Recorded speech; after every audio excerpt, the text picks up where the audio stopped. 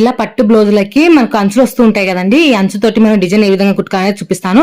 చాలా simple design చూపిస్తున్నాను, తొందరగా కుట్టుకోవచ్చు.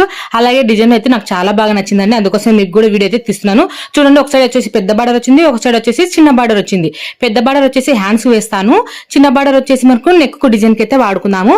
ఇక్కడ నేను నెక్ వచ్చేసి పలక మేడ అయితే పెట్టేశానండి. ఈ పలక మేడ నేను ఇక్కడ కట్ చేస్తున్నాను. సో ఇప్పుడు ఒరిజినల్ పీస్ మీద ఈ లైనింగ్ అనేది పెట్టేసి ఇప్పుడు నెక్ అనేది కుట్టేసుకోవాలి.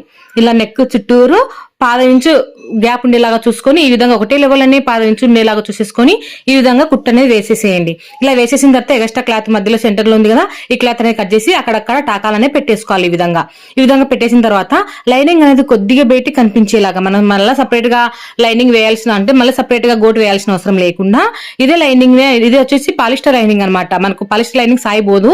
సో అందుకోసం వచ్చేసి ఇదే క్లాత్ నే నేను కొంచెం బయటికి కనిపించేలాగా విధంగా గోటు మాదిరి అయితే పెట్టేశాను. ఇప్పుడు వచ్చేసి ఈ విధంగా మార్క్ అనేది చేసుకొని ఇక్కడ వీడియోలో చూపిస్తున్నా చూడండి, ఈ విధంగా ఒక స్టార్ షేప్ లో వచ్చేలాగా ఈ విధంగా అయితే నేను మార్కింగ్ చేసుకొని ఇప్పుడు మనం ఒక అంచు సైడ్ బార్డర్ ఉంది కదా, ఈ బార్డర్ ను ఇట్లా వీడియోలో చూపించిన విధంగా ఇట్లా సింపుల్ గా అయితే కుట్టేస్తున్నాను అనమాట. ఒక ఐడియా అంటూ ఏం లేకుండానే ఈ తొందరగా కుట్టేసుకునేలాగా ఈ విధంగా అయితే నేను కుట్టడం అయితే జరిగింది. చాలా స్పీడ్ గా అయితే కుట్టేశానండి. ఈ అమ్మాయికి నేను కుట్టడం కూడా అర్జెంట్ గా అనేసి ఇచ్చారు, అర్జెంట్ గానే కుట్టేసి ఇచ్చాను అనమాట. చాలా బాగా తొందరగా కూడా కుట్టేశాను.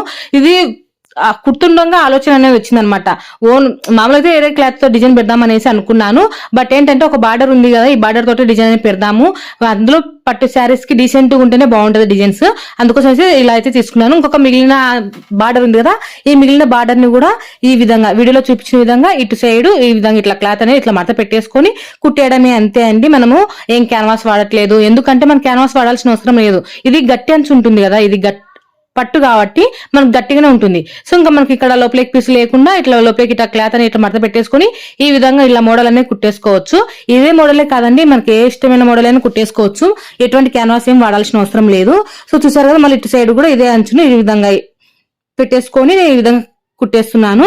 సో మనకి అంచులు అనేవి బయటికి కనిపించకుండా పీసులు అనేవి ఇట్లా లోపలికి ఇట్లా మడత పెట్టేసుకొని కుట్టేసుకుంటే సరిపోతుంది, అంతే. చాలా సింపుల్ గా అయితే కుట్టేసుకోవచ్చు అండి.